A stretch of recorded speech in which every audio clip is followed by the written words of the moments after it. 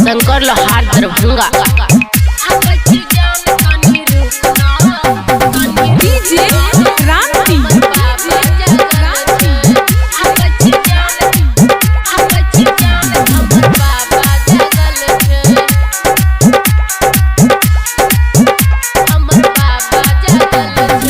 घर के पीछे जाना छियो हम खारा, जल्दिया लग लागे जरा, डर लगे छे बड़ा धुन लागल छे। अब छी जान कनी रुक न, हमर बाबा जगल छे। अब छी जान कनी रुक न, हमर बाबा जगल छे। डीजे क्रांति। हमर बाबा जगल छे। अब छी जान हमर बाबा जगल छे। अब छी जान कनी रुक न,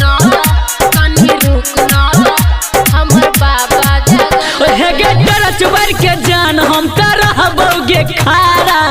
आबै छियौ जान लगतौ नजारा। अच्छा आबै छियो। चुप पगला। हे गे टरचबर के जान हम त रहबोगे खारा। आबै छियौ जान लगतौ नजारा।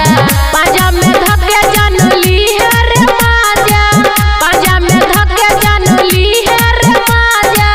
घर के आगे दूगो डॉगी बैसल छै। अच्छा आबै छी जान कनी रुक न, हमर बाबा जगल छे।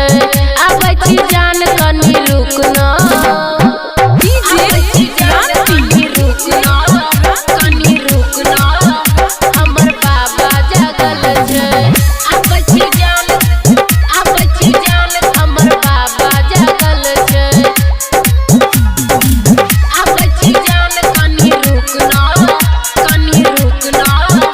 हमर बाबा जगल छे। राधे रमेश तू गुस्सा में नहीं बोल रे।